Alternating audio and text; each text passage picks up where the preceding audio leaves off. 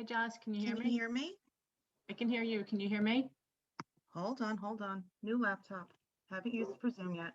That's better. Hi. Hi, how are you? I'm good. How are you doing? I'm good. I'm trying to see how I can make Amy a co-host, just in case. Okay. Promote to panelist. Just in case this goes awry. Okay.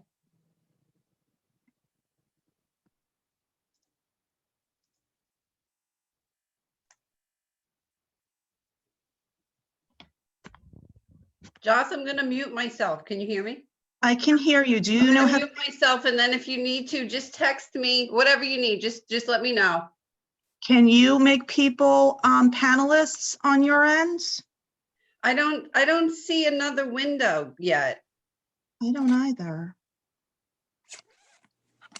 Hey, Felix. Hi, Felix. Hello, how's everyone? Good. How are you Good, how are doing? you? Good, thanks. Let me just get this set up here. Take your time.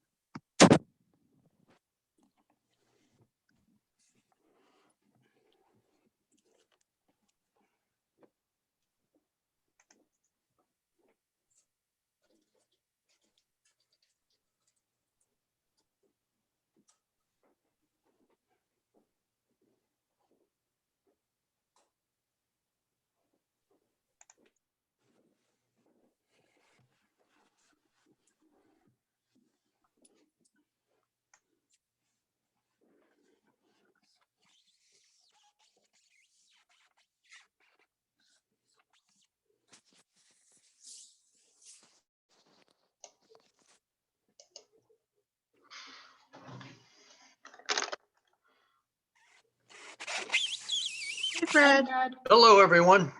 Hello, Hey, Felix. Fred. Hey, Fred, how you doing? All right, how are you? Good, thank you. Okay, Amy, I just made you co-host. I figured it out.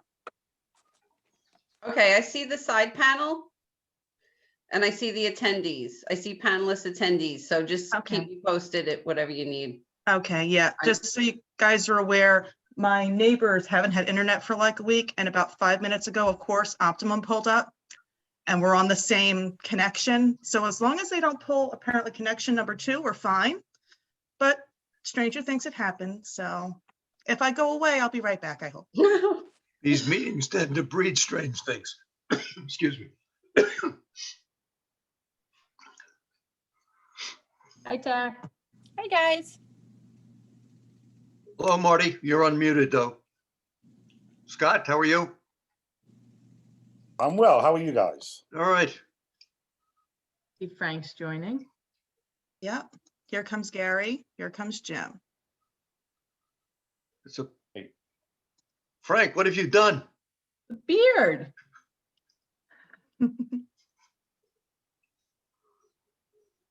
You're muted.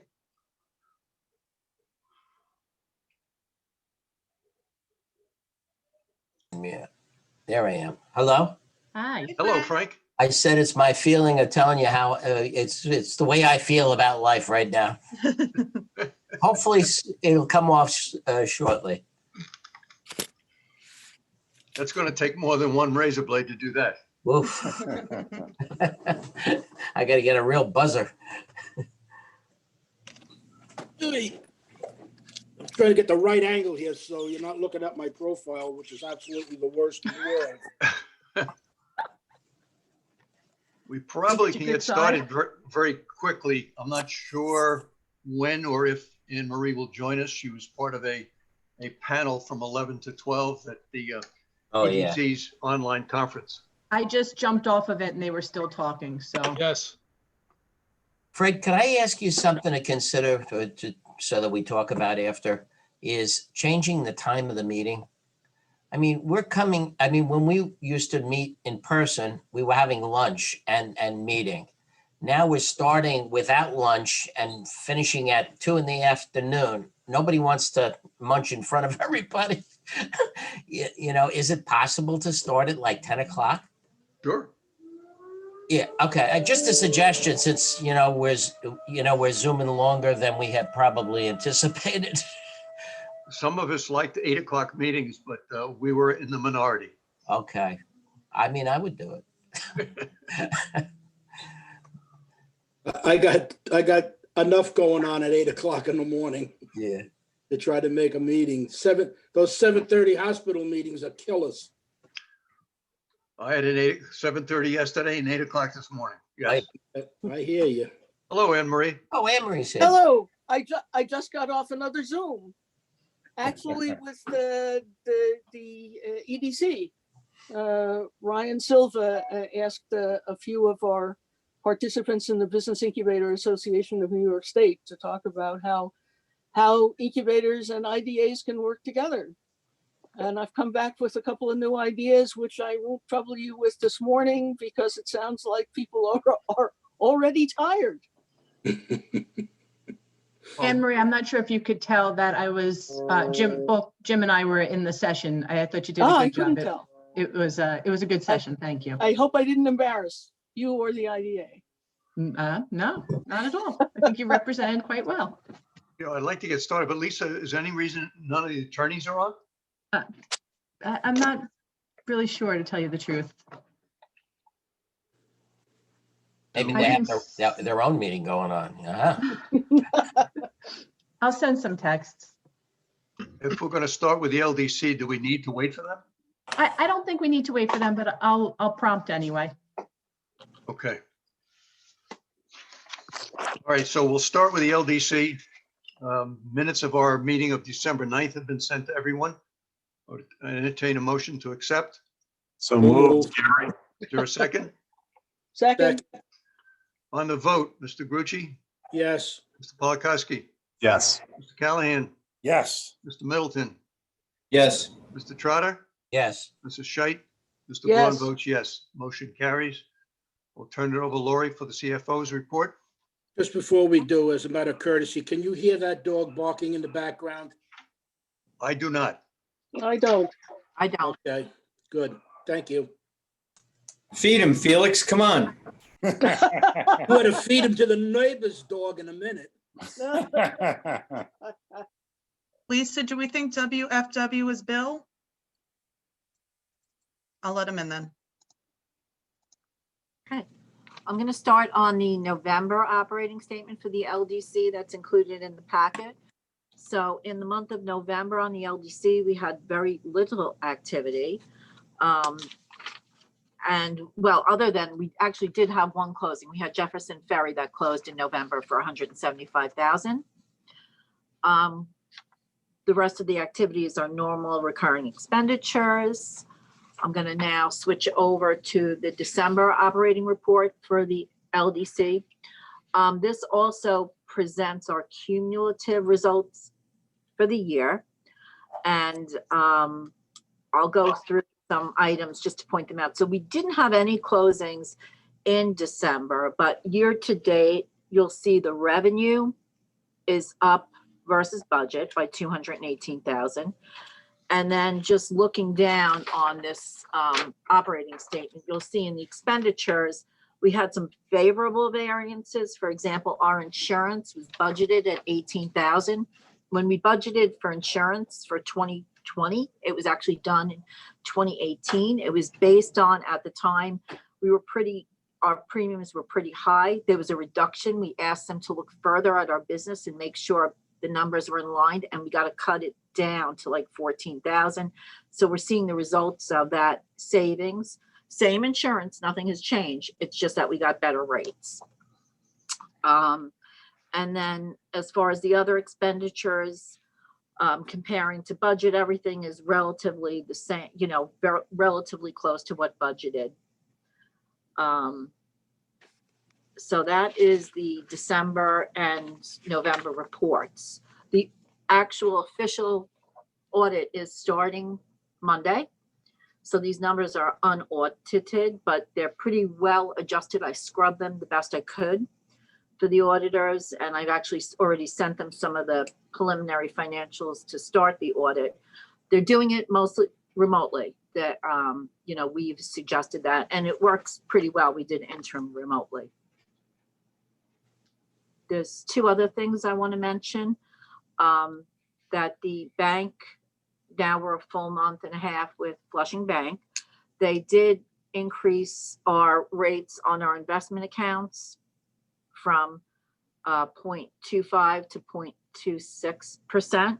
So every little helps. We're well started on doing our Paris reporting and starting to get all ready for that. And that's the end of the financial report. Are there any questions for the LDC? Lori, with respect to the audit, and it would apply to both the LDC and the IDA, same team that we had from AVZ will now represent the new firm? Yes, PKF O'Connor Davies. Everything's been the same. The only thing that's been slightly different is the letterhead says now PKF O'Connor Davies, and the people that work on the audit, their handles now have the PKF O'Connor Davies, but I haven't seen much effect of it other than just the names change, which went into effect January 1st. Thank you. Any other questions? Hearing none, I'll entertain a motion to accept the report. Motion? Second, Thank you. On the vote, Mr. Callahan, Yes.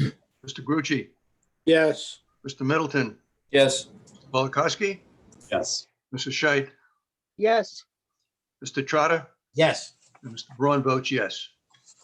All right, the next item on our agenda are the organizational resolutions. The list was sent to everyone. I don't know how many requested the actual resolutions. I'd like to do what we did last year and kind of take them in groups of 5, if that's all right with everyone. The first 5 are the appointment of officers, and I should indicate that the recommended or the slate of officers would be Fred Braun as chairman, Felix Grucci as vice chairman, treasurer is Marty Callahan, assistant treasurer Scott Middleton, secretary Anne Marie Scheit, assistant secretary Gary Polakowski, and Frank, we're still trying to find a title for you. Board member. So the first 5 then are the appointment of officers, appointment of council, appointment of bank, which is now Flushing, appointment of prevailing wage policy, and the adoption of a property disposition policy, investment policy, whistleblower policy, procurement policy, and ethics policy. Before we We'll vote on entertain a them, motion to accept those 5. but Motion. before we take a motion to accept that, Fred, just a procedural question. Yes, sir. Should the appointment of the board members be in that first group? It's interesting It you is. say that, because if you look at the IDA resolutions, there's a separation between the officers of the IDA, in that case, and now LDC, and the board members themselves. When the LDC was formed, the attorneys drafted something a little bit more formal, and they combined the officers of the LDC and the board. Okay, so by appointing the officers, we're appointing the board? The That's officers of what- the board and the officers of the LDC. that's what that resolution includes. And just before we vote on this, I want to point out just to the board members that at the last town board meeting, you were all reappointed. You're going to get letters from the clerk's office that are going to give you directions how to take your oath of office. I'm going to send around an email, the person that you should reach out to and her direct phone number. You must do this within 30 days of the appointment. So I just wanted to let everyone know that you've been reappointed. Felix, used to be a lot easier when the clerk used to come to our meeting with a book and all you had to do was sign. Will the clerk come to the house? Mhm. There was a motion. I don't think I heard a second. I'll Second, take a second. So for those 5 resolutions, all those well, let's do it by order. Mr. Callahan, Yes. Mr. Grucci, Yes, Mr. Middleton, Yes. Mr. Polakowski, Yes. Mrs. Scheit, yes. Mr. Trotter, Yes. Mr. Braun votes yes. On the next 6, the adoption of governance, finance, audit committee charters, and establishment and appointing of committees. Just a note there, we had separate members on each one of those committees. As you know, we don't meet very often. There's occasion when we do meet, usually the audit committee, where we have trouble getting a quorum. So what the suggestion is this year is all 7 members of the agency will be on all committees. So it's a little easier to get a quorum when we need them. Again, these meetings are few and far between. Number 7 is the adoption of a mission statement and measurement report. Number 8 is the adopting of a policy concerning board member loans, of which there are none. Adoption. Number 9 is adopting of a compensation policy. And number 10 is adopting an incentive and conditional compensation policy. May I have a motion on those? So moved, Felix Grucci. Is there a second? Second, Marty Second, Anne Callahan. Marie. So Discussion? Fred, Yes, I think we should discuss possibly changing our mission statement. go ahead. Okay, so the mission statement that we have right now is very broad. And Bill suggested that I put together something that follows our certificate of incorporation a little bit closer. I know that we have a lot of business, so if you want to just stay the course with what we have right now, and I can bring it back at the next meeting, we can do that if you think that would be cleanest, because I do know that Marty's got a time constraint and we have a lot to do. So Okay, it what- just, Why don't we do that? We'll Okay. approve it the way it is, assuming the board votes that way, and and then just, change it next month. I'm also going to possibly bring back an edit to resolution number 5, which is the property disposition, investment, whistleblower procurement, and ethics policies, because there's a couple of policies in there that I think we might want to adopt our own, but that's something we can do. I'll put it on the agenda for next month. I just wanted to mention both of those things. Okay. It's been moved and seconded for the resolutions number 6 through 10. On the vote, Mr. Callahan, Yes. Mr. Grucci, Yes. Mr. Middleton, Yes. Mr. Polakowski, Yes. Mrs. Scheit, Yes, Mr. Trotter, Yes, Mr. Braun votes yes, motion carries. The next 5, the appointment of website design and maintenance consultant. Number 12 is the check signing authorization. Number 13 is the appointment of auditors. Number 14 is the adopting a travel and discretionary funds policy. And number 15 is the appointment of an insurance broker. Take a motion. On Right. these, the only thing that changed was we increased the dollar amount for the auditors since their fee rose slightly. It's now $3,300 for them to do the LDC audit. Lori, did I get that number right? I'm pretty sure that's what Lori told me. Okay, she's not. Lori's shaking her head. Yes. Okay, thank you. I'm Entertain a unmuted, motion. yes. question? Let's put a motion on the floor first. So moved, Felix Grucci. Second. second, Thank you, Anne Marie. Question, Frank? Yeah, website design and maintenance, who does that? How is The that done? company, it's a company called Cybernet. Okay. We've used them for, it's been a few years now. You're happy They, with them? Obviously, I guess. yeah, they've been good. They Okay. designed both the LDC and the IDA website. Amy deals with them probably more than anybody else, but they're very responsive. And we have a lot of items that are time sensitive that need to get up on the website in order for us to have our public hearings. And they've been very, very good. Even if we get them stuff at the last minute, they get it up. So Thank you. I think it's been good. Yep. And the price is reasonable. Good. That's even better. Now I'm losing track. Do we take a vote on those 5? we have not yet Yeah. voted. On resolutions 11 through 15, Mr. Callahan, Yes. Mr. Grucci, Yes. Mr. Middleton, Yes. Mr. Polakowski, Yes. Mrs. Scheit, Yes, Mr. Trotter, Mr. Yes. Braun votes yes. The last 3, meeting schedule, which we actually adopted last month. Number 17 is the adopting of a conflict of interest policy. Number 18 is the appointment of the insurance manager. And number 19 is a harassment policy. Take a motion on those 4. Motion. Frank? Second, Second, Gary. any discussion? Yes. I just want to go back to the meeting schedule with regard to the time while we are Zooming. Is it possible to do an earlier time? Is this the appropriate time to talk about it? 10 o'clock as opposed to 12 o'clock, or I'm just throwing it out there, but anything earlier would be better. I am okay with 10 o'clock. 10 Anybody else? o'clock, 10 o'clock is good for me. yep, Here. Gary, I can do 10 o'clock on a Wednesday, yes. Scott? That's fine. All right. It's not 8 o'clock, but it's 10 o'clock. Does that work for the attorneys?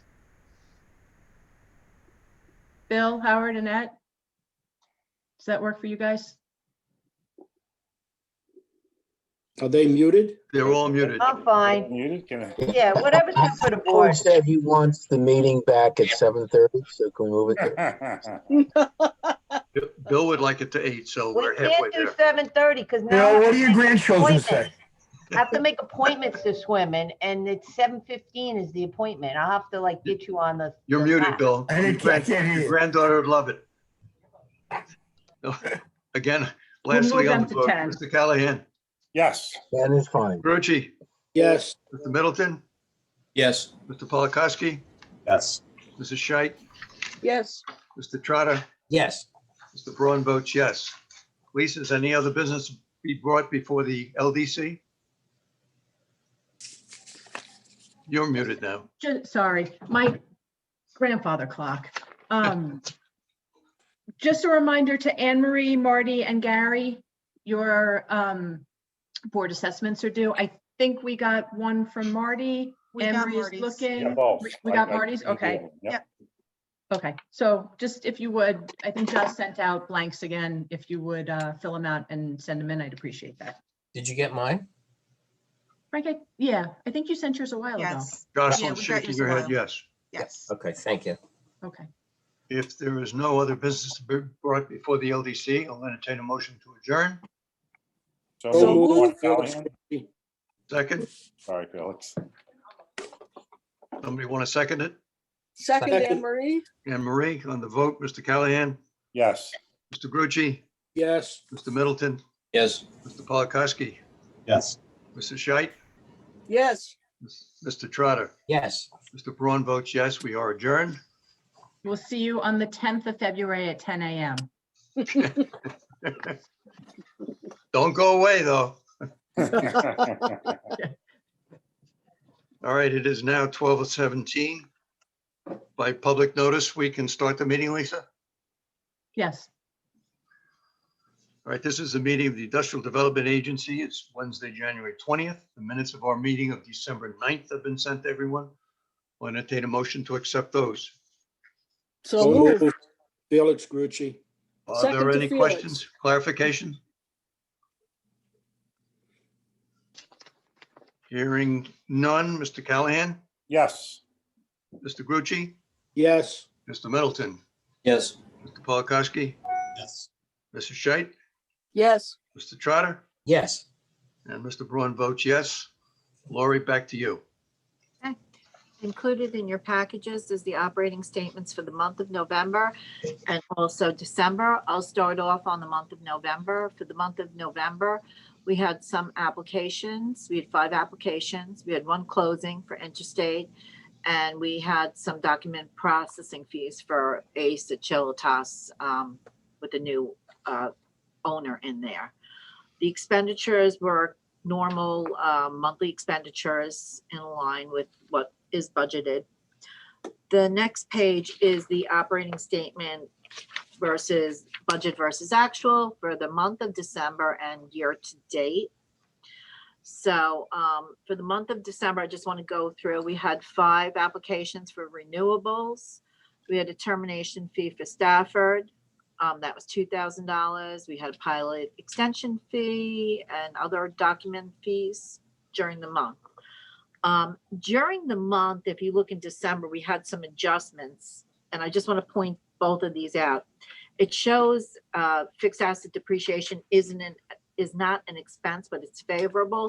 The reason for that is just an adjustment. The assets were fully depreciated, so we have a little bit more. We projected more expense than we needed, so I fixed that up. And also, the insurance expense was over accrued from based on what we needed for the year, the actual. So if we look down for the, pulling this across, this is year to date, we have a net operating loss of approximately 49,000. This is unaudited. The audit starts next week, but I've tried for the most part to scrub the numbers, but there could always be some adjustments. ICP, different things could affect the numbers, but as it stands, it's 49. That's in comparison to our budget, which expected a break even. So when we're looking at the difference, just to explain, is while our revenue is down 124,000, our expenditures had some favorable variances, so our net loss was only 50,000. when you combine the net loss for the IDA, although this is kind of separate, remember there was a net gain for the LDC. So the two entities together netted 280. I just want to point that out. There's some other items I want to mention, but did anybody have questions on the financial report before? When you say netted out to 280, are you saying that to the positive or negative? To the positive. Okay. So the IDA had a negative of 49 and the LDC had a positive of 328. So it's a net positive of 280. Got it. I just didn't have the LDC in the front of me. That's okay. That's okay. Felix, just to remind you, we had two significant LDC closings this year, Brookhaven Memorial Hospital and Jefferson Ferry. Okay. So I also wanted to mention that we have we're a full force month and a half with Flushing, our new bank. They gave us a little increase on our investment accounts. It was 0.25%.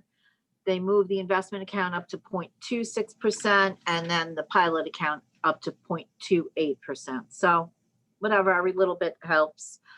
The other thing I mentioned before, the audit is starting next week. We're going to be doing that virtually, but it still has a timeline of when I expect some of my preliminary results from them.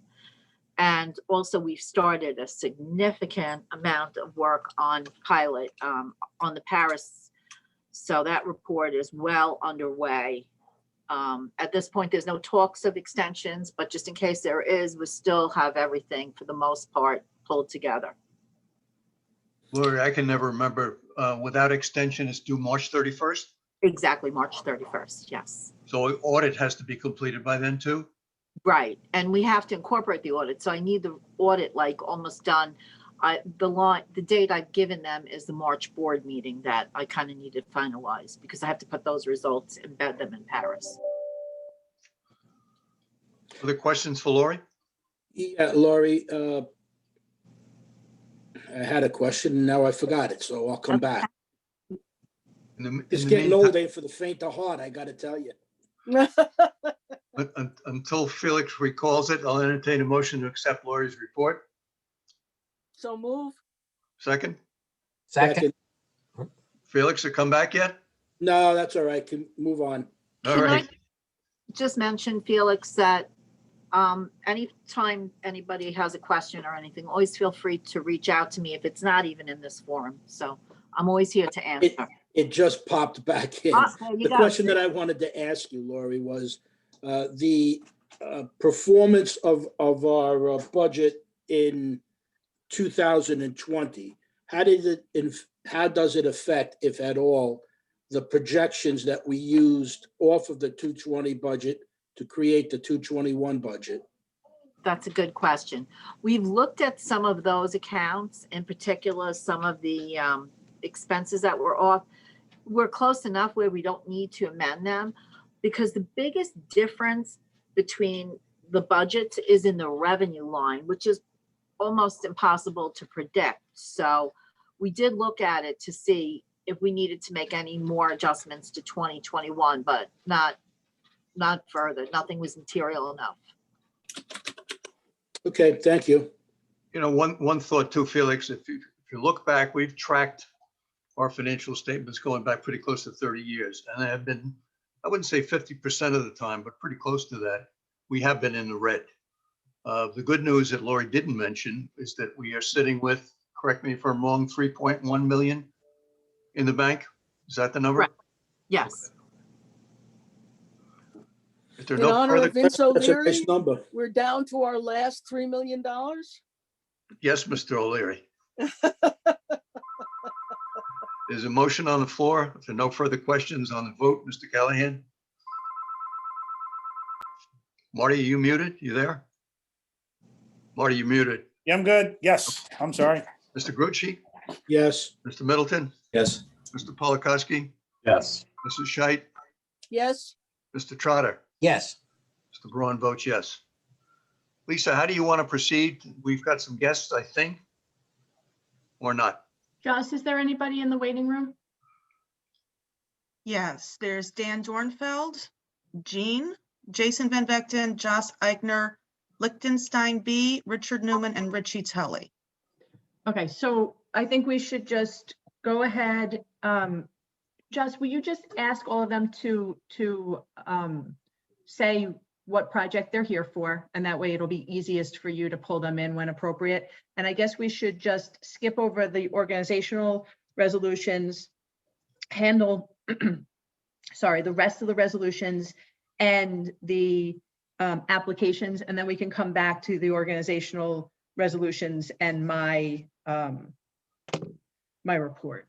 And it will be, Lisa, Fred, Yes. before you let them in, I see that there is a request from my nephew, Phil Grucci, Fireworks Grucci. Can we make that the last item so I can just sign off? And because obviously I have to recuse myself from that, whatever that request is. And then if somebody could just text me when we're into executive session, I'll call in. I think we can put it at the very end. We'll do executive session, then when I come back in, if we need to approve anything from executive session, then we'll address the Grucci situation. You can drop off. Okay, great. Okay. Okay, so I'll just go to the next item on the resolutions. Joss, if there's anybody for the Yaphank fuel cell project, just have them pop back in or pop in. Got it. Thank you. Included in your packets was a cost benefit analysis and a pilot for this project. We did the public hearing quite some time ago. There were no comments. Just to remind everyone, this is a 7.5 megawatt fuel cell plant at the town energy park. The plan is for a 20-year pilot. It's coterminous with their power purchase agreement. And this has been a long time in the works, but it seems to be gaining some steam. So they asked us to do the final authorizing resolution. Bill, is there anything that you want to alert the board about? Bill, you're muted. Bill?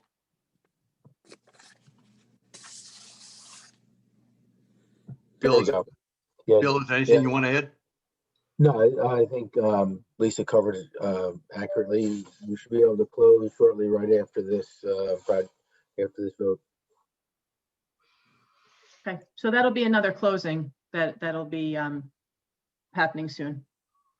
I'll entertain a motion to approve that resolution. So moved, Felix. Thank you, Grucci. Felix. Second. Second, Any other questions? On the vote, Mr. Callahan, Yes. Mr. Grucci, Yes. Mr. Middleton, Yes. Mr. Polakowski, Yes. Mr. Scheit, yes, Mr. Trotter, Yes. Mr. Braun votes yes, motion carries. Lisa, back to you if you're not addressing your grandfather's clock. Find a blue pen. Okay, there isn't one in my little traveling desk.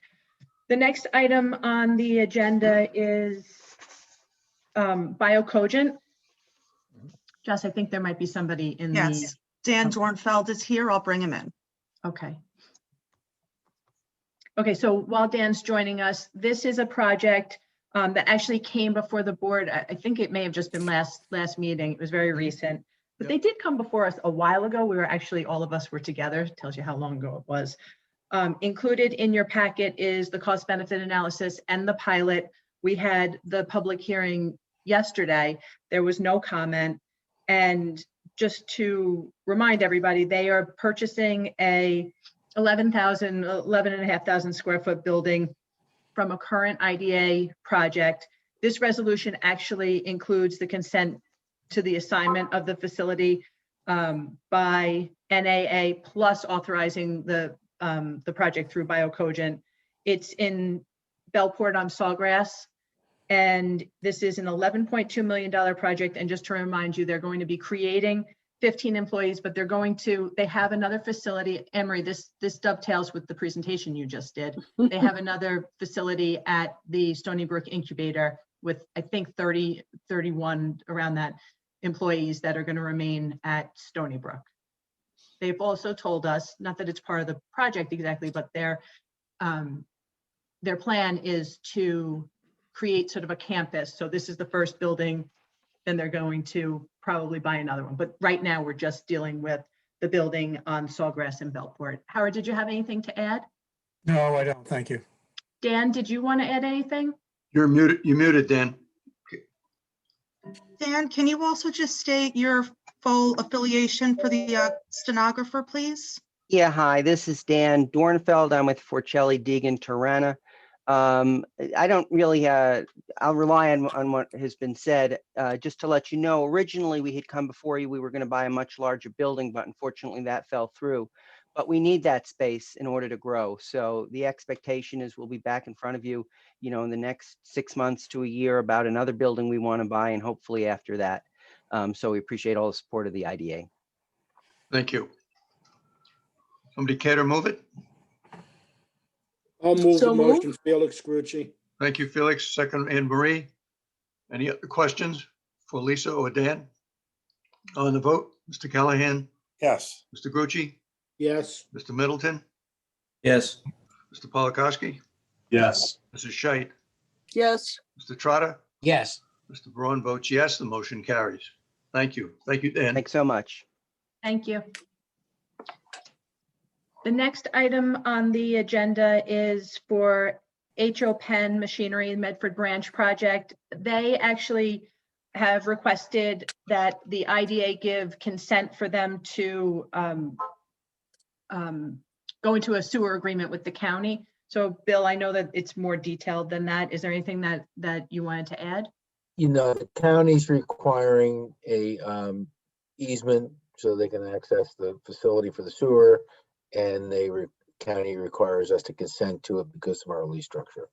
Pretty straightforward, just so they can be in compliance with the county sewer requirements. Motion? motion. so move. Thank you, Frank. Second, Anne Marie. Any other questions? No. On the vote, Mr. Callahan, Yes. Mr. Grucci, Yes. Mr. Middleton. Yes. Scott, thank you. Mr. Polakowski, Yes. Mrs. Scheit, Yes, Mr. Trotter, Yes, Mr. Braun votes yes, and the motion carries. Thank you. Thank you, everyone. The next item on the agenda is an application from MS Packaging. This was included in your packets. Jess, is there anybody from MS Packaging here? They have not responded to me if they are. Okay, so this is this is a current project. MS Packaging has a building with the IDA on Zorn Boulevard.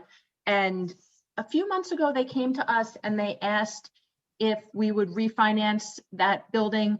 And they agreed that they would use that money to buy land or a building someplace else in Brookhaven. So this is the culmination of that.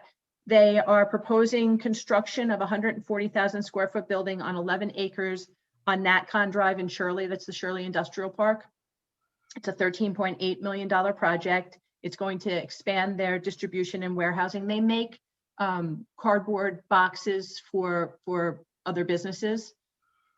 They have 27 full-time equivalent employees at their Zorn facility, and they're going to add 13 employees at the Natcon facility. They are requesting a 10-year pilot sales tax exemption and mortgage recording tax exemption on the Natcon facility, but they've also asked if we would extend the pilot at the Zorn facility so that they're coterminous. So it's about 5 more years onto the Zorn facility that they're requesting. As Lisa said, some of you may remember, I think it was somewhat confusing in the explanation of what they did, but they basically, as Lisa said, refinanced their building, put the proceeds in the bank and not in their pockets. And I think, Howard, we gave them up to 2 years to relocate, or not relocate, but to add something new in the town of Brookhaven. If that didn't happen, then we'd claw back some of the benefits we agreed Because, to. yeah, if I may, because we granted them a mortgage recording tax exemption on the additional monies they were taking out of the project, with the understanding that they would use those monies in order to further expand within the town.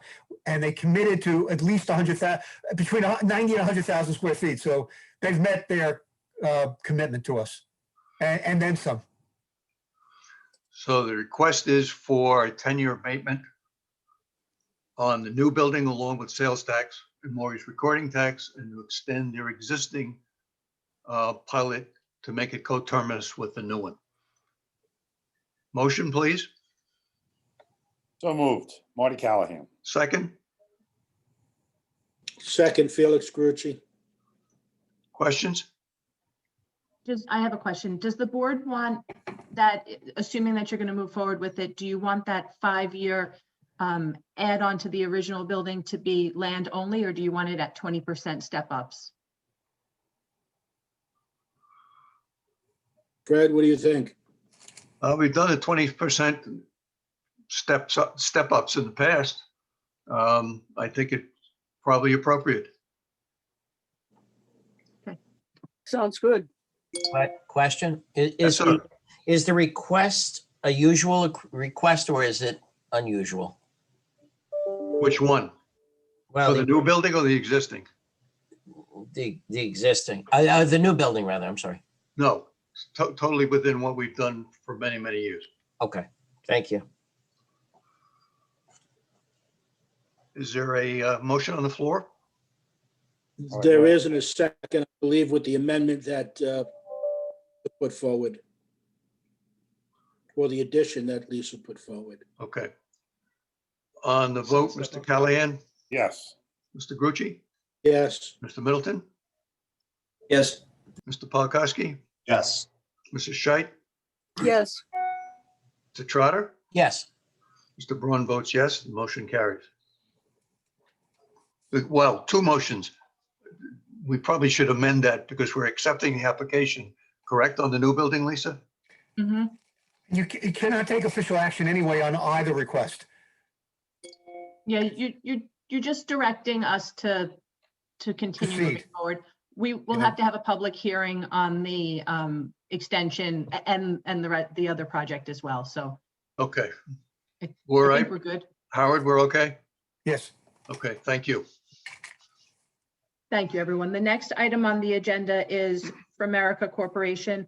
And this, I'm pretty sure I heard We that do. somebody, Yes. We have Josh Eichner and Jay Van Vecten. I'm bringing them in now. okay. So I'll just- Which one is this, This Lisa? is For America. America. So just to let everybody know, For America is also a current project. They have a facility, 100,000 square foot facility in Yaphank, and that is currently our project. They also have a 50,000 square foot facility in Holtzville, which is not our project. They manufacture moldings for moldings for frames and for doorways. And what they're requesting is to lease about 84,000 square feet of space for warehousing, manufacturing, and distribution at 19 Nicholas Drive in Yaphank. And this might sound familiar to you because we have Amneal Pharmaceuticals leasing, I think, the remainder of the space in that building. If it's not the remainder, it's very close to this being. It's the remainder. It is? Okay, so that this is what's left, what's available in the building. Their lease is 5 years, and the lease that they have proposed with the owner of the building is 5 years and 2 months, and it's about $62,000 to $71,000 a month. You know, it escalates over time. They've told us in the application that they will hire 8 additional employees. They have about 300 plus employees already in the town of Brookhaven between the Holtzville and the Yaphank facilities. They are requesting sales tax and pilot for the lease of the space. And this falls under our existing lease building policies. And one thing that they did mention is that they may, in the future, I just want to, be upfront, make sure everybody hears all of this. They may sell the Holtzville building, but that's a non-IDA facilities. And that's something that they might do, not that it's done.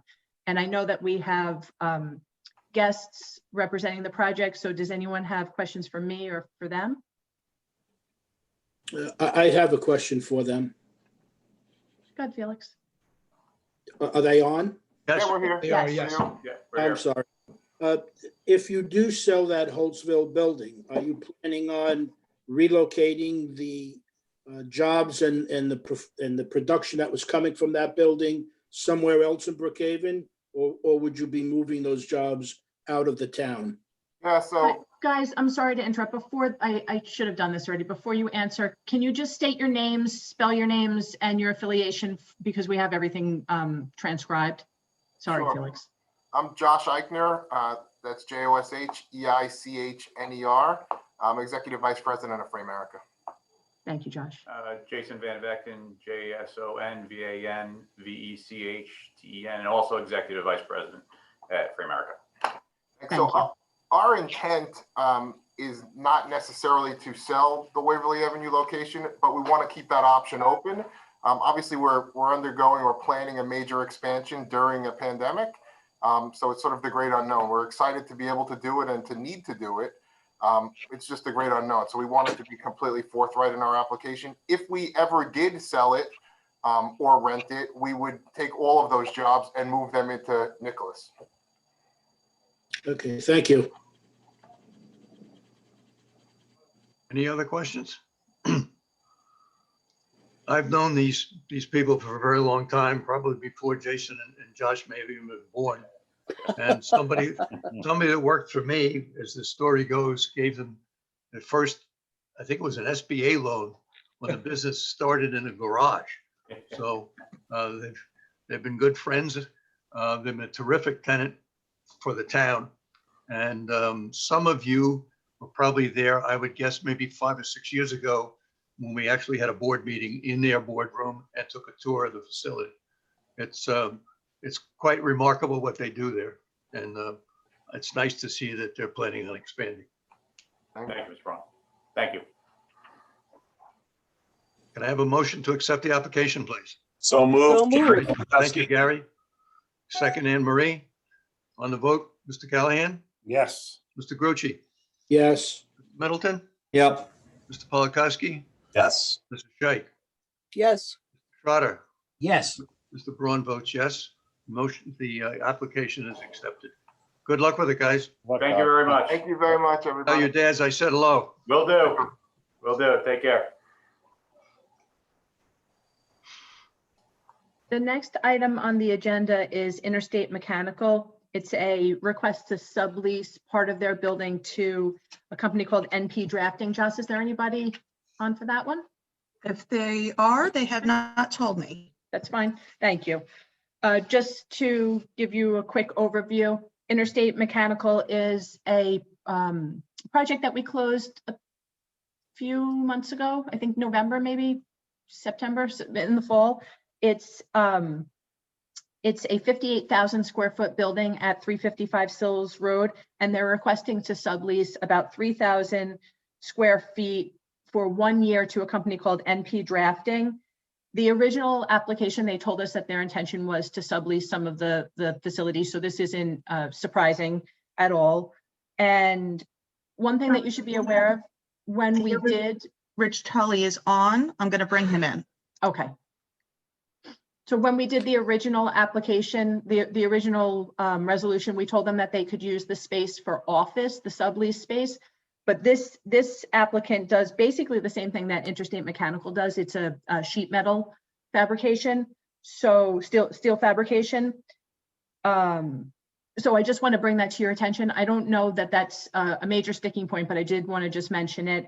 And the company NP Drafting is moving from Woodside, so I think that that's I think that's a nice addition. Howard, did I miss anything? No, I was just going to point out that they had always contemplated they'd rent out the office space, which was about 6,000 square feet of about a 58,000 square foot building. But this is only 3,000 square feet, and it's separate and apart from the office space use. And as Lisa said, it's very similar to what they do. Mr. Tully is on the Zoom, so if anybody has any questions for him. Rich, would you just state your name and your affiliation for our transcription, please? Yes, my name is Richard William Tully Jr., and I'm the owner of Interstate Mechanical Services and Williams Realty Holdings. Thank you. Thank you. If there are no questions, I'll entertain a motion. So move. Thank you, Anne Marie. Frank, do you second it? Yes. On the vote, Mr. Callahan, Yes. Mr. Grucci, Yes. Mr. Middleton, Yes. Polakowski, Yes. Mr. Scheit. Anne Marie, Yes, sorry. Mr. Trotter? Full gathering. Yes. Ron votes yes, and the application is accepted. Thank you. Thank you, Mr. Thank- Tully. Thank you very much. Have a great afternoon. You too. Bye-bye now. Sorry. So the next item on the agenda is, Fred, do you think we should just keep going? Go through the report and then jump into the organizational meetings? Yes. Resolutions? Yes. Okay, so this is relatively quick. Middle Country Meadows, in your packets is the pilot study that we had Camoin do.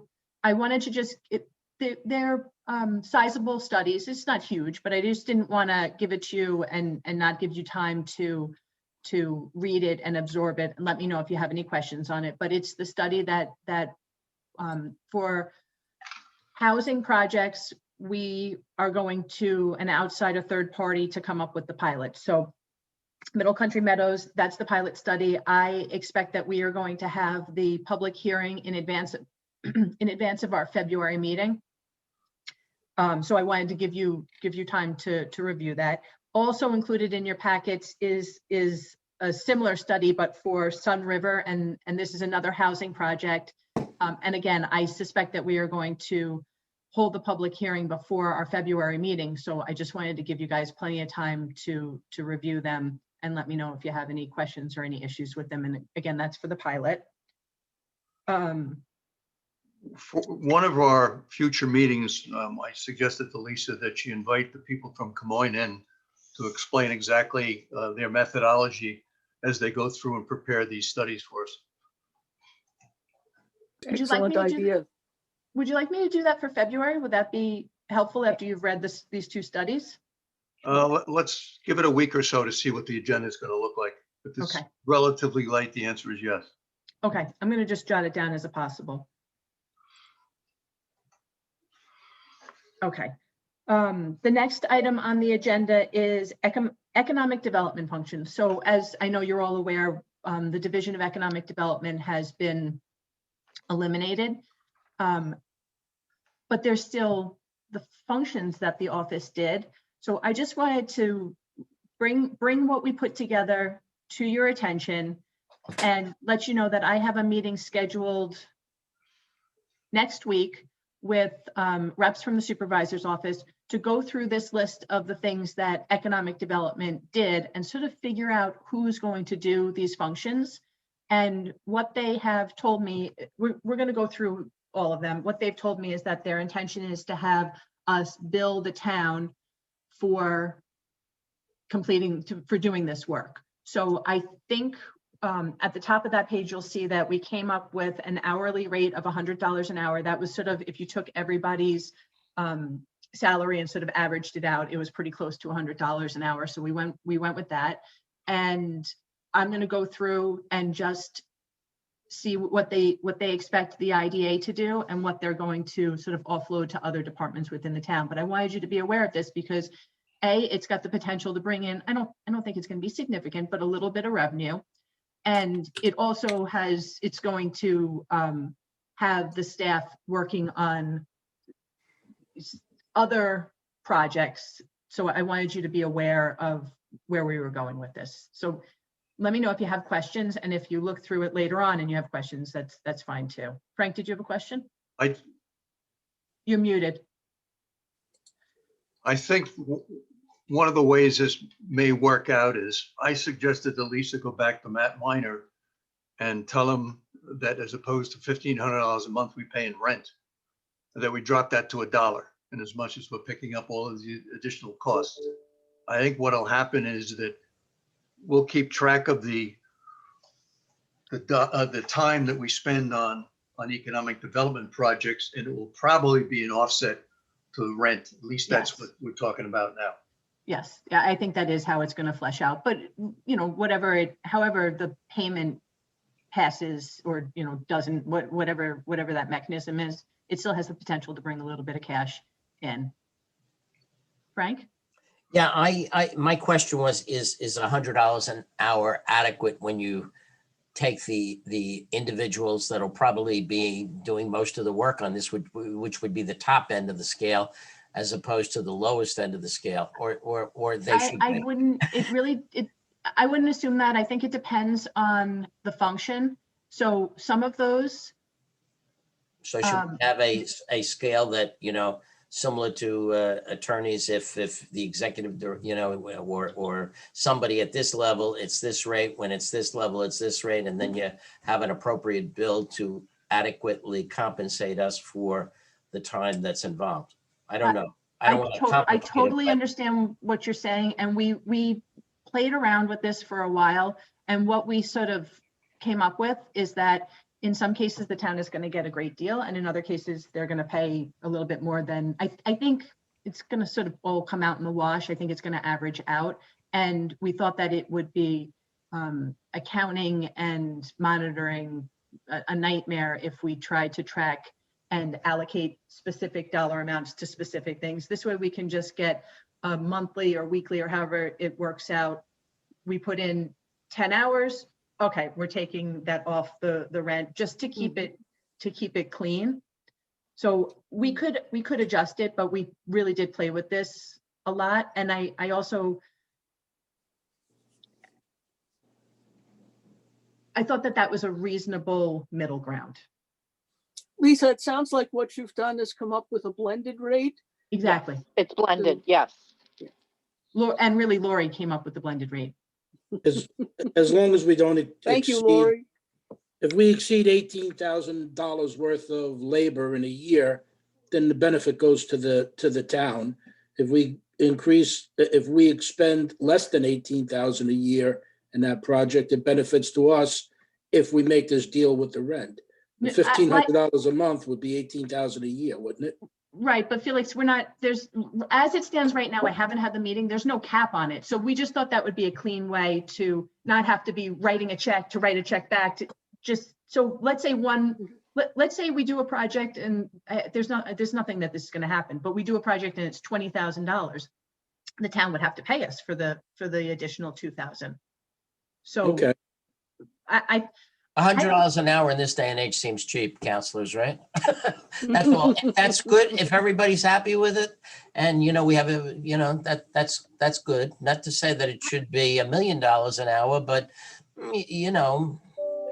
I can go back to them and tell them that the board wants a different rate. That's fine. Well, I was thinking again, a two-prong rate, not to again make you crazy or be, but to be more fair to both sides, so that we're not, getting to the end of the year and saying, oh, the town got a bargain, or we didn't, or the IDA got a bargain, but to more truly reflect. So if it was, executive level as opposed to administrative level, maybe there's two different charges, again, I know it's an account, I don't think it would make you too crazy to have two rates, but, it's something to consider. And if that's what whatever you come out with, I'll support. Thank you, Frank. Lisa, what's the rate? What is the rate that the town charges projects when you're doing administrative work? You have a hourly rate, for like billing when you're reviewing documents and so forth in your fee schedule. Most of those are fixed fees though, aren't they, Lisa? Are you asking our document processing fee? Yeah. But don't you also? I think it's $275. Hourly rate built into there? Yeah, the document What is it? processing is an hourly. I think it's $275 an hour, and I apologize because we just changed it. I'm pretty sure that's what it is. Let me just look. Or Bill, are you talking about the rate without any profit in it, with just pure cost, like the internal rate between departments? Yeah. The internal rate Yeah. is close to what we're using. We're using an internal rate, Okay. not a profit motive rate. So that might be Not a why. profit rate. That's all I was just trying to understand. Okay. Sorry, I didn't understand that question. Okay, So thanks, Laurie. when you came up with the $100 an hour rate, that's fully loaded? Yes. That's with all their yes. benefits included? Yes, it is. It's including their Okay. health insurance, their Their payroll taxes that we have to match, everything. So it's a fully loaded blended rate. Okay. Lisa said we thought it was a fair rate that they wouldn't push back on. Annette, did you get any feedback on that rate? You're muted. And yeah, I always try to check it up on there and stay on the bottom. No, not at all, but they're hard to talk to these days. They're in, dealing with COVID every day. So I'm sure once they meet with you, but they didn't mention it at all. Okay. I appreciate Frank's effort to make sure that we're being fair to everybody here, but it sounds like a significant amount of work went into figuring out the blend. And I trust Lori and Lisa to have come up with something that makes sense for both sides. I'm glad I didn't have to do it. But I didn't have to do it. Lori took care of it. And I can go to them and say that there was a little bit of uncertainty about that rate and see what they say. And always And this come is down, year you're never one. going to be able to go up. It's true. That's right. All right. Do we need to do anything as a board? No, No. I don't think so. This is just an FYI. I just wanted you guys to be aware because it does involve the staff working on other projects, basically. So I wanted you to not be caught off guard by it. And a lot of what economic development did previously was job fairs and expos and events that we're not doing this year. And just realistically speaking, maybe we'll do something in the fall, but that's even questionable. It's a lot of work. And if people are still feeling nervous about being in group settings, it's probably not something that we're going to do. So I think we have some time before this really ramps up, but we're still working on it because we're getting phone calls constantly from people who are saying, what do you mean economic development? But we need you to do this, this, and this. And I just don't really know how we're supposed to respond to those yet. So that's just, again, an FYI. The last one for right now is also an FYI. We received a press inquiry from Newsday.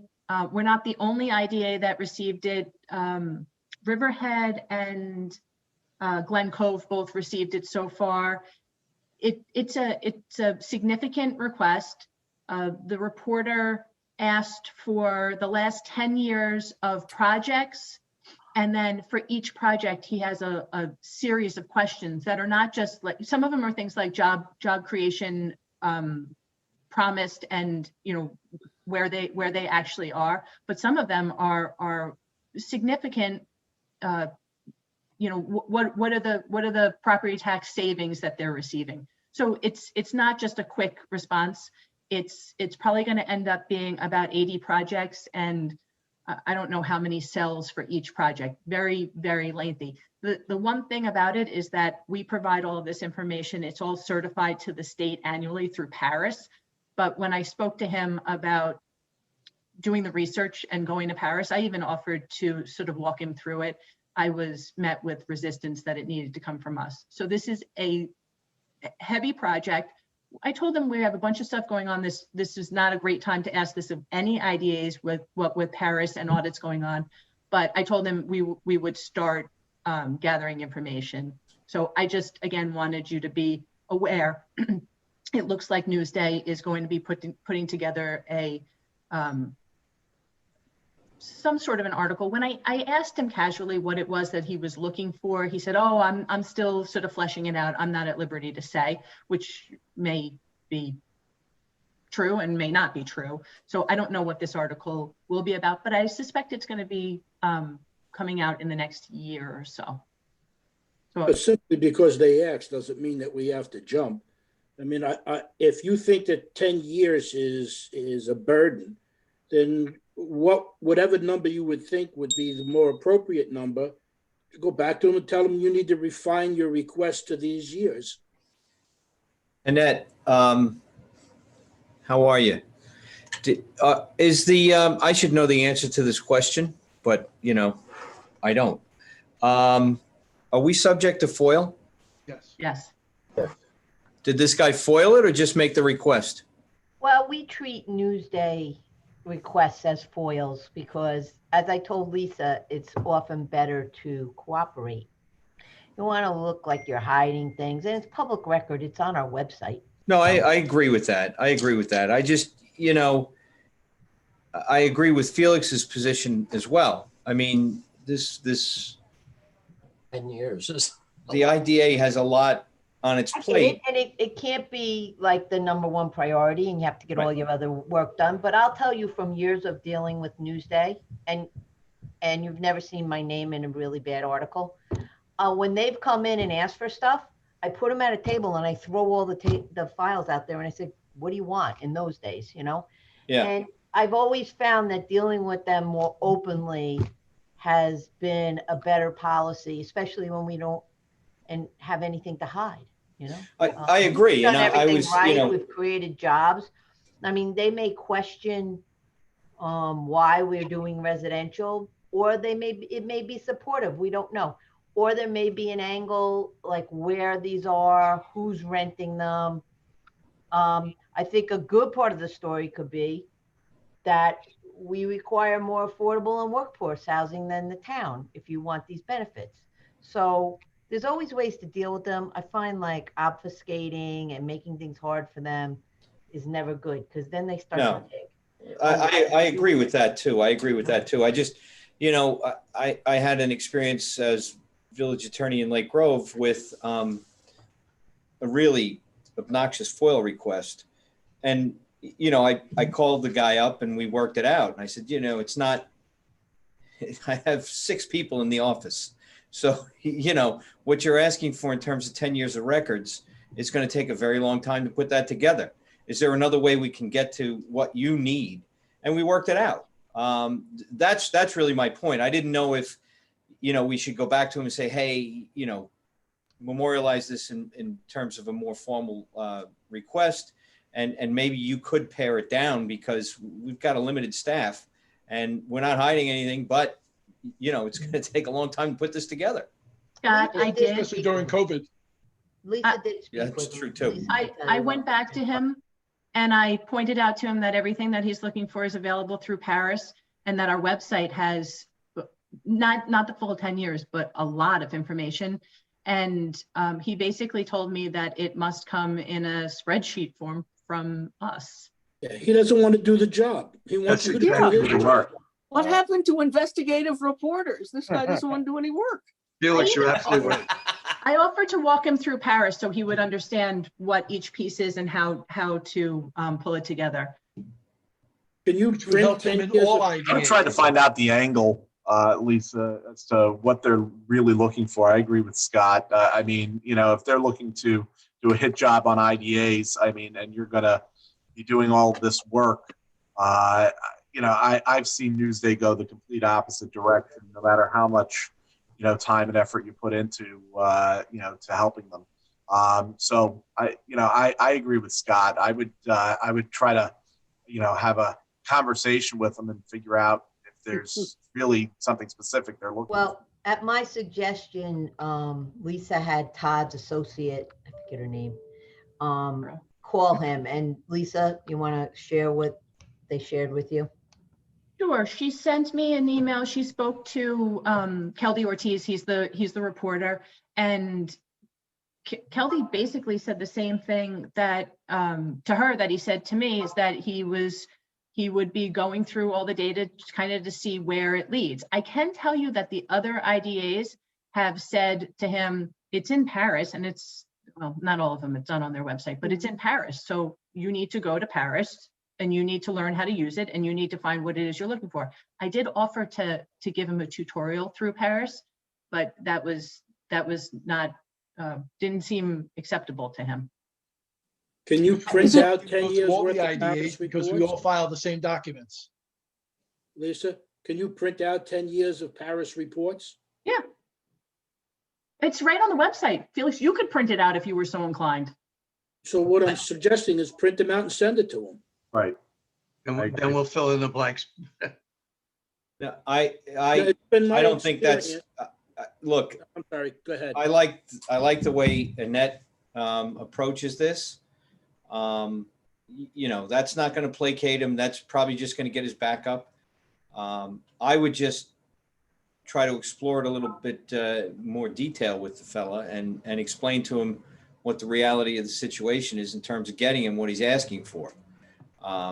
If he doesn't listen, then get it to him when you get it to him. But at least put it out there that, you know, we'll try, we'll be as compliant as we can be, in as timely a fashion as it can be done without burdening the business of the IDA. And with regard to timing, can you point out that the kind of information he's looking for is exactly what is being compiled now to be submitted, and it's not realistic to really be able to put a lot of staff effort into this until our current Paris report is in. I told him that between now and March 31st is crunch time for not just us, but all IDAs. I said, so you're going to get basically the same reaction that you're getting from me, from the other IDAs, that your timing is really not good. And he said, oh, I don't expect it in 2 to 3 weeks. And I said, good, let's plan on 2 to 3 months. So we haven't started looking at it. Honestly, we've been working on resolutions. We've been working on audits. We've been working on Paris, year-end wrap up. There's, as you know, it's a busy time of year. So I don't think that he has any, I was clear with him that this wasn't going to be a quick turnaround, and he didn't seem startled by that. But I just, again, wanted you to be aware that we did get this. I suspect there will be a significant article eventually. And some of the other IDAs said to me, I'm too busy. I'm telling him, do your own work. And we do have so much of it is on our website that it really would be easy for me to direct him, for him to look for what it is he's looking for. But, you know, we'll put something together and let him come back to us and then say, well, listen, I was hoping for this and this, and you didn't include it. And we'll go, all right, well, you know, it was a favor that we did it for you. So we'll go from there. Annette, I would love to put him in our conference room with all of the documents and tell him to review it. I'd be fine with that approach. Lock them in. Yeah. The air conditioning on high. And again, that was the first time I was town attorney, you know, it was different age, like everything's online now, and I wouldn't lock anybody in anywhere near me right now. Just saying. No, but seriously, I could email him and direct him to almost everything that he's looking for. Having to type it into a spreadsheet is a heavy lift, but. Yeah, I mean, I was thinking of sending him a box and just printing everything out and say, here you go, call me if you have any questions. Yeah, by the time he's done going through it, his eyes will be rolling. Yeah. Yeah. And let's be realistic. Newsday's not spending a great deal of time doing an investigation of all the IDAs because they're going to print a beautiful glowing piece on us. Their intent is to do what Newsday does, which is to find problems and print them. You and I know about that, Felix. Yeah, we've been there a few times. You know, as often as you cooperate with them, and as nice as they may sound, you know, during the investigation period, the piece that comes out is already written. They're just looking for a few facts and words to establish their point. A few facts I could handle. 10 years worth of data. A lot. Well, they're looking for something. They're looking for something or somebody, one of the two. So couple of things to think about under FOIL. First of all, they have the right to ask for documents or information. They do not have the right to tell you the format to put that information into. I mean, you know, basically your duty is to hand over all the raw materials, documents, or files. You don't have to synthesize it for them or repackage it for them. The other thing, you have the right to charge reasonable costs for putting that information together, including copying costs. So, two things to consider. I'm not telling you not to cooperate, but yeah, I would shy away from charging them the cost. You know, I would shy away from charging them the cost. Time doing their work for them. Well, listen, it won't take us very long if we just send them 10 years of Paris. That's a few clicks on a computer that I can do very quickly. And I have no problem And, doing that. and, If that's and that is a acceptable. spreadsheet. What more? You can I would add- start with that with a nice, You can even you know, print out polite, everything that's on your, with a print out nice everything polite. that's on your, I'm sorry, go ahead.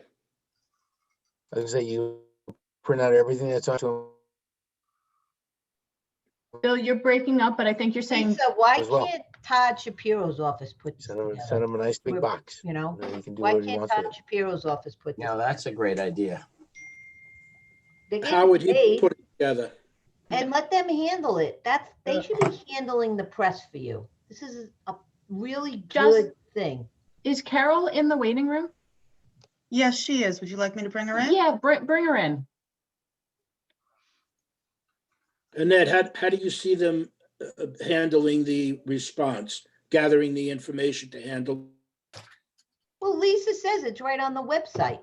Hi, Hi. Carol. Carol. Okay. Hi, Carol. Carol, will you just, Yes, no, I've been listening to Carol, everything. hold on, would you Yes. just say your names and Yes. spell your name and your affiliation for the Carol transcription? Trottier, it's Carole. The last name is Trottere. I am a publicist associate with Todd Shapiro. Thank you.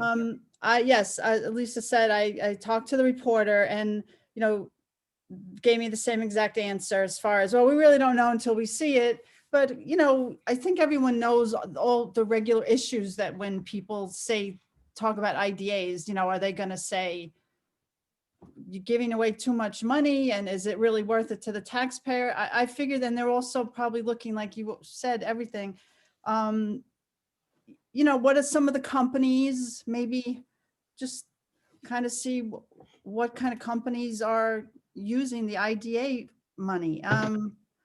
But as Carol, far as if I direct you to the ABO, the Paris website, can you pull all this information? yes, so I have no problem with that. And look, this is off the record. Reporters can be lazy, and Just so you know, it's being transcribed. You're not off the record, but we hear you. But all right, even on the record, the more you do for them, the easier you make their job. That's why you have people like me. Like they like to have everything. Give me the picture, give me the press release, everything together. If that will help you to have me go on the site and you just can maybe guide me a little. Yes. This is the page. Do this for the past 10 years. I'd be happy to do that. We can I'll send him links and I also be printed out for him, whatever is easier.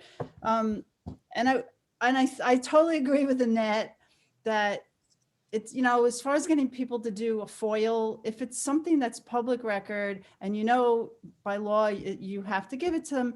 I never see how you gain anything to like make someone wait and just say, we'll put in a FOIL and then wait 60 days. So I think you're handling it totally right. I wouldn't worry and make it a big, huge priority. I'll be happy to, do that. And you can look over, obviously, before I send it to him, if that makes it easier for you. And then we really don't know what exactly they're going to focus on. I wouldn't think it would be the same thing with every IDA because you're, both focus on different things and you're different towns and entities. So we'll just have to check in with him once in a while, and I'm sure he'll call with additional questions at some point. And then we'll probably have a better idea of what he's focusing on. I think it's impossible to guess right now. So thank you, Carol. So sure. We'll, I hope that was helpful. Yeah, definitely. We'll connect and I will give you some direction and then All you're right. going to be sorry that you agreed to this. Okay. I appreciate it. I love the idea. You're always so sweet to me, but thank you. I'll be happy to help. Thank you. All right. Okay, so I'll connect with Carol after the meeting and I'll get her working on this. So the only thing that we haven't done yet, other than the Grucci application, is the organizational, the Grucci request is the organizational resolution. So should we jump into those? Sure, I'd love to. So Fred and I, with the assistance of the attorneys, have gone through every single one of these resolutions. We've updated, we've adjusted, we've cleaned up. And so this, Fred's yes, I would love to, is probably him saying, I'm so glad to get these off my plate. Question for the attorneys. we've done these in groups of 5. The fact that the list was pre-sent to everyone and those that wanted to could look at the individual resolutions. Are we precluded from accepting these as a whole? If we want to? Bill, Howard, I'm Annette? unmuting myself. You could do that. If everybody's read them and they're fine with them, you could do them all at once. Do you want me to go through and point out the changes in each one? I would just read the name of each one. All right, I'll go down and read the name. Number 1 is the appointment of Lisa as CEO. Number 2 is the appointment of Jim Tula as Executive Director. Number 3 is the Chief Financial Officer, Lori Laponte. Number 4 is Executive Assistant, Jocelyn Lindsay. Number 5 is the appointment Administrative Assistants, Terry Alcon. Number 6, the appointment Administrative Assistants, Amy Alardo. Number 7 is the appointment of Legal Counsel, Annette Aderesto. Number 8 is the appointment of Insurance Broker, which I don't have off the top of my head. Number 9 is a slate of IDA officers, and I'm happy to read that again if you want me to. Fred Braun is chairperson. Felix Grucci is vice chairperson. Marty Callahan is treasurer. Scott Middleton is assistant treasurer. Anne Marie Scheid is secretary. Gary Polakowski is assistant secretary. As I said during the LDC, we're still finding a title for Frank. Number 10 was the adoption of the various committees. And as I said, we're combining these, not combining those, but having everybody on each committee. Number 11 is a rental space from Brookhaven. 12 is our hourly requirement, meeting schedule. And number 13, we previously adopted.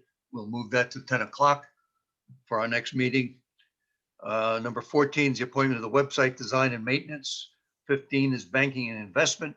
Number 16 is adopting a mission statement and measurement report. Number 17 is the adoption of the ethics policy, procurement, etc. Number 18 is the adoption of a uniform tax exempt policy. Number 19 is the adoption of a compensation policy. Number 20 is the adopting of a policy concerning board member and employee loans, of which, as I said before, are none. Number 21, adopting prevailing wage policy. Number 22, adopting an adaptive reuse policy. Number 23, delegating and authorizing execution of IDA documents. Number 24, adopting an incentive compensation policy.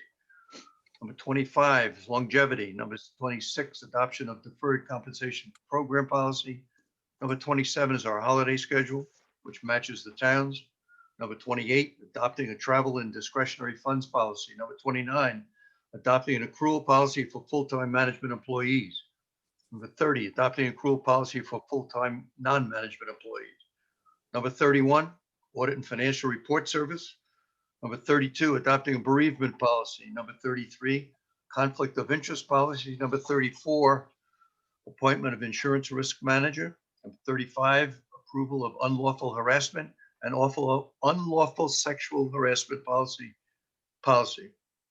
Number 36, the approval of incentive compensation payout. Number 37, jury duty. Number 38, employee health insurance. Number 39, cancer screening. Number 40, appointment of public relations firm. Number 41, supplemental benefits insurance. Lisa, did I miss any? Because I didn't print out the most recent one. Is that it? Nope. I think you got everything. All right, why don't I accept a motion to accept those and a second, and then if there are any questions. So moved, Gary Polakowski. Thank you. Second? Second, Marty Callahan. Thank you. Question? Can I think we should table number 24 because we have to update the goals in that one. So I think that one should probably go for February. That will be in February. Thank you. Okay. And typically we take 1 through 6 in executive session.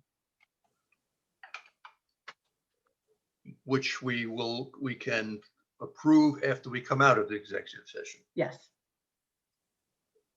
I have a question on number 20.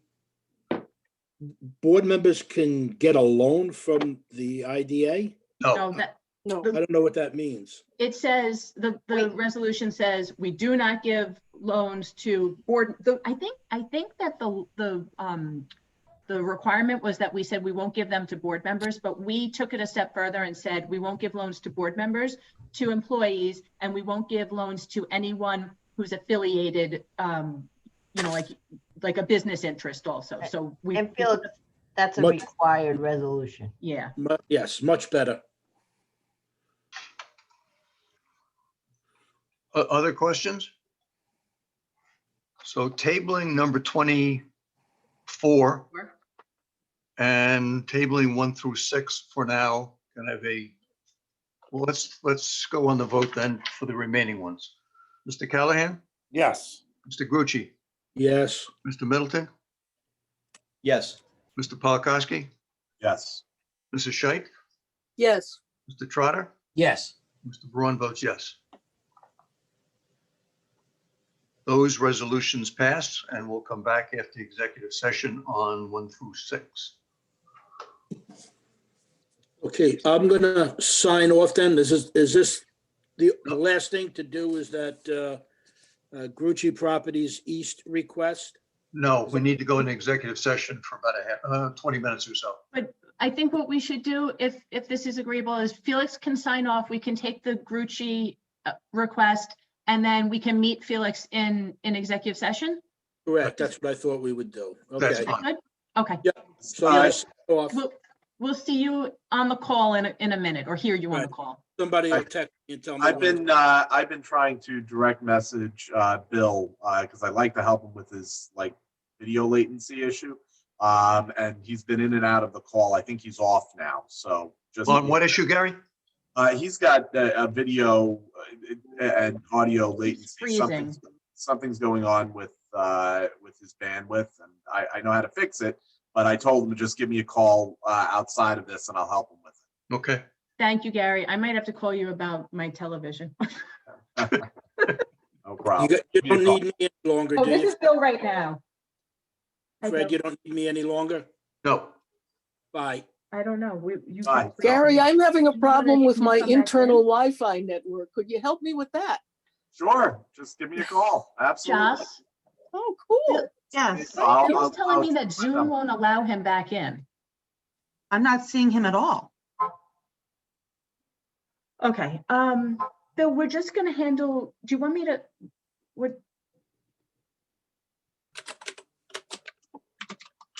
we're just gonna handle the Grucci request, and then we're gonna go into executive session. Yes, Joss Lisa, emailed the just put call-in him on number. speaker so he can hear while you're Okay, speaking. Joss is gonna resend out the call-in number. I'm on mute anyway. Stop my picture, they can't see me. Joss, will you send Bill both the call-in number and the Zoom link so he can try and get back in? I can put you on speaker next to my phone too, my computer. All right, I'm putting Bill on speaker. Bill, can you hear? Okay, can you guys hear Bill? No, but you can relay any questions. 'Cause Okay, I'll intervene. Turn your phone all the way up, Lisa. The speaker. Like, that's easy to do. Oh, I did it. Okay. So the last item on the agenda is a request from Grucci Fireworks East. And I just want to state for the record that Felix Grucci has left the meeting. Grucci has been a project with us for a number of years. They took over an existing project and we gave them the remainder of the pilot benefits. And they actually went to full assessed value this year. For the first year, they're paying full taxation. And I just want to say for everybody, just so that you know, when we send pilot bills, we let them know, be aware you're going to full taxation, because especially if you have a land only tax pilot, it can be a significant jump. So we give them 3 years of notice. Apparently they missed it in the cover letter. I'm not quite sure, but when they got the full taxation bill, it caught their attention. They sent us the letter that I included in your package, and I apologize, I didn't get that until just right before it got mailed to you. So I don't have the research that I typically like to do done, but I think I have enough information that I can walk us through this. Lisa, just for the record, Felix Grucci has no interest in this business or this property.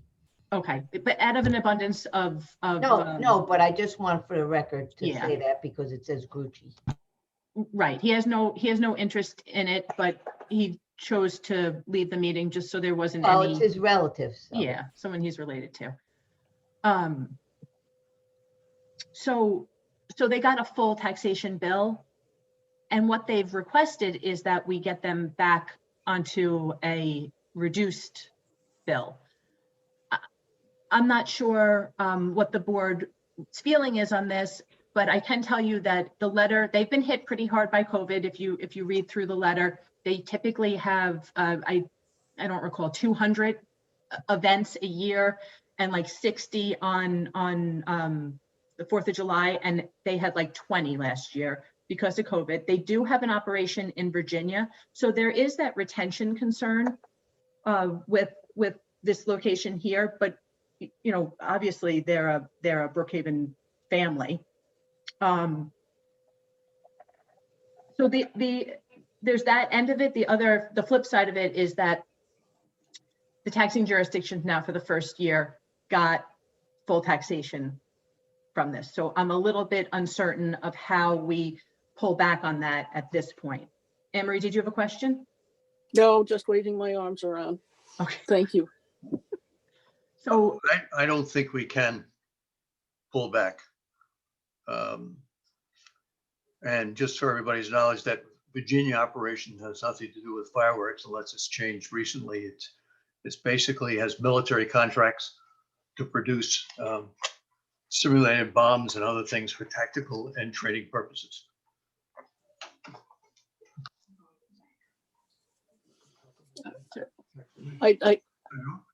I feel for them. They're certainly not alone. Many small businesses in Brookhaven town and so forth have suffered severely.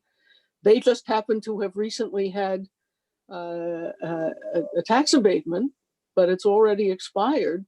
I don't know how we justify trying to turn back the clock for them when there are, I'm certain, hundreds of businesses in the town who are feeling this way. Yeah, and I think the easy answer is just, I don't think that there's any mechanism to do what they're asking us to do.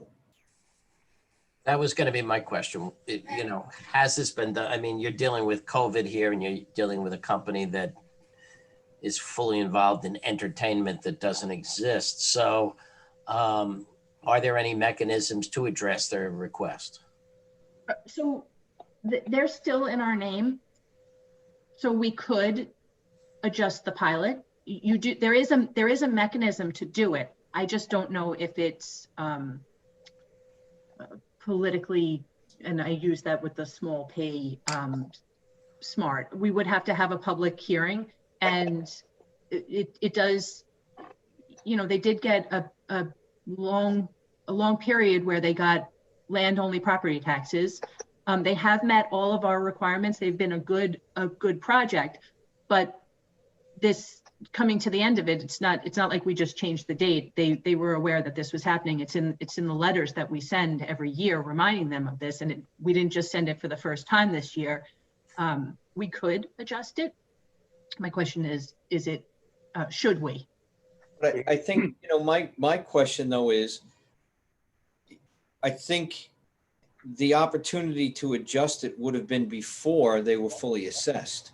I agree. Now, you know, the tax bill went out.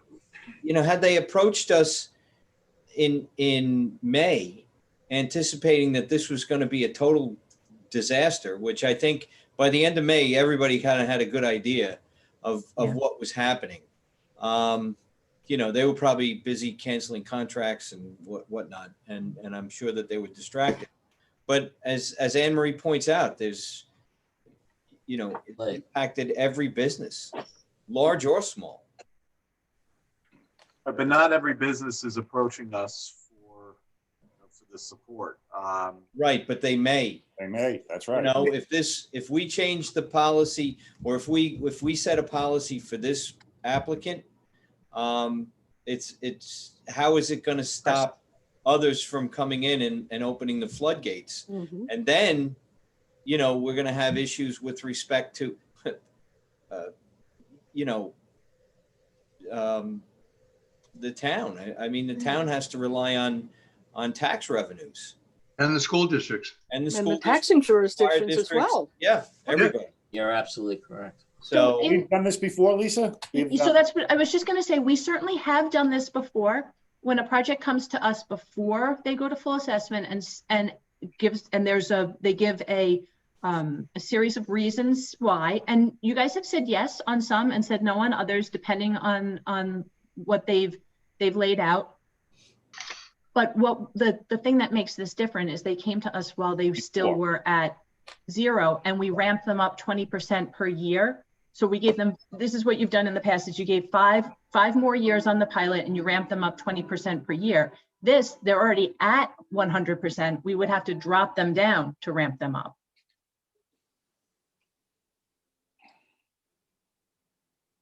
I just don't think there's anything we can do. I'm hearing no, but let me know if I'm misunderstanding. Anybody feel differently? I don't think it looks good, like you said. They waited till it's expired. I think that's the issue. The issue is that had they come to us earlier, we could have addressed it better, but now it's a little bit more difficult to do. I mean, based on what Scott and Lisa have said, I hear what you're saying.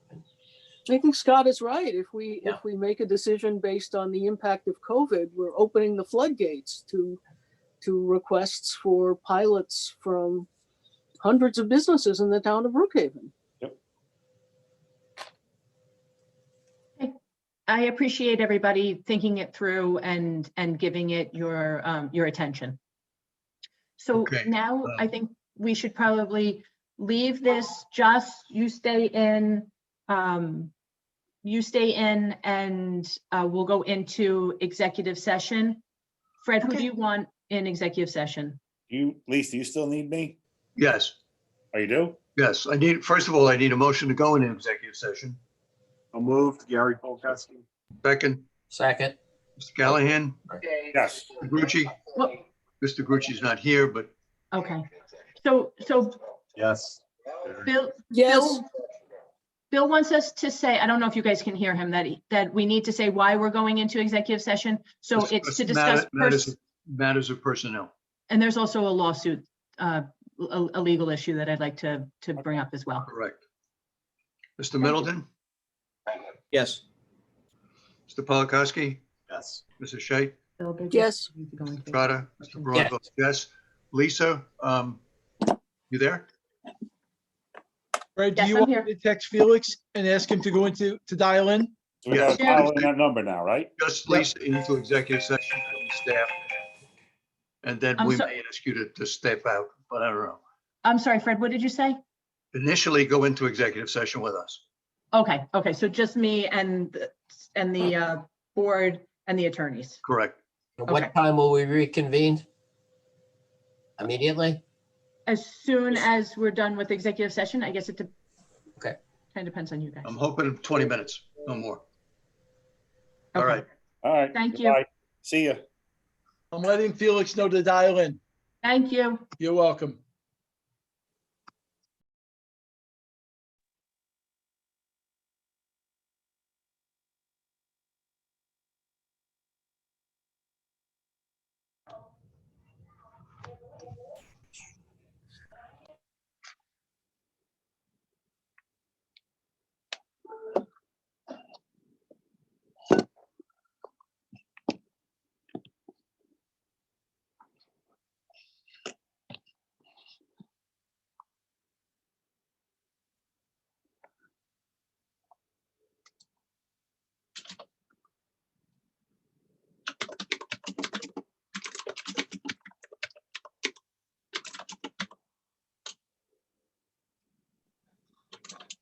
I have Bill on my phone.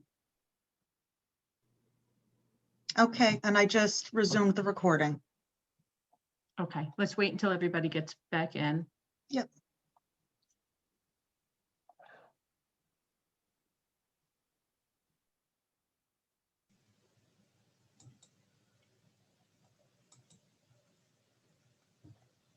Last time I was here at Fred Braun, I've obviously changed to Janet Braun. I'll change it. It doesn't matter.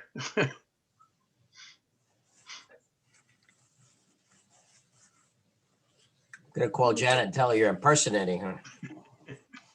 Very bad impersonation. I just don't want to confuse Joanne. That's a good point. All right, we got Felix, Marty, Frank, Anne Marie, Gary, me, Scott, and I think we got everybody back. Okay, so Fred, are you gonna go through everything that needs to be said? Yeah, following resolutions need to be approved. The Well, appointment, Fred, hold on. No action was taken in executive session? I keep forgetting to say that. Thank you very much. It's okay. We'll get it down eventually. And do we have to take, does there have to be a motion to come out of executive session said now? No, because we came out of it Wait. from executive session. Fred, Bill just said yes. All right, I make a motion that we come out of executive session. But that was a motion in executive session. You We can't did take a come out. motion in executive session. Maybe we need a motion to resume our meeting. All right, here we go. Bill, let me just find out from Bill. Bill, do they need a motion to? It's a motion to come out of executive session and resume the. It's fine. You regular can meeting. do that. That's all. You're good. But if you want to do it on the Zoom, that's fine too. Felix, you're sideways. I know, I mean, I don't understand what's going on here. Mr. Callahan, Damn dog, what's that dog doing? That's good.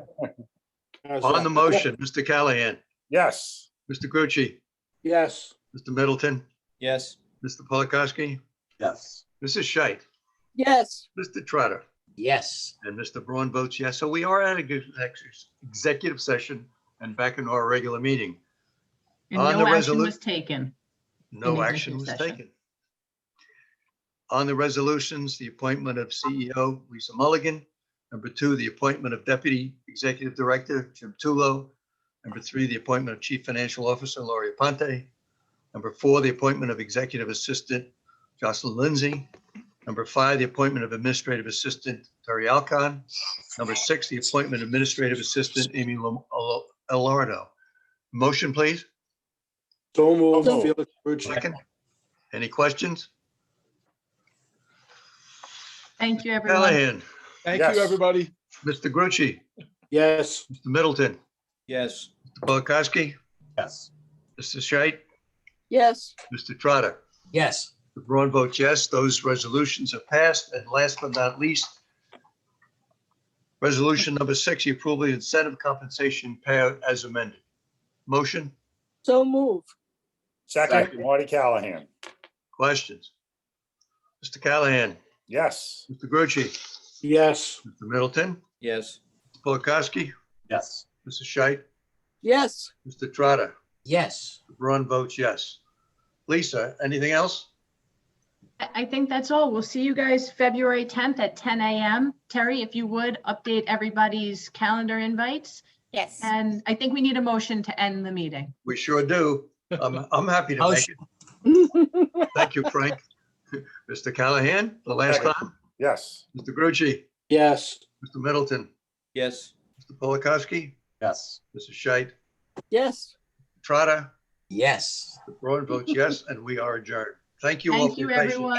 Have a good Bye night. now. Safe, everybody. Everybody, Take care. be safe and Take care, don't forget to Jenny. wear your masks. Be Yes, safe, brother. Will do. stay safe. Thank you. Thank you.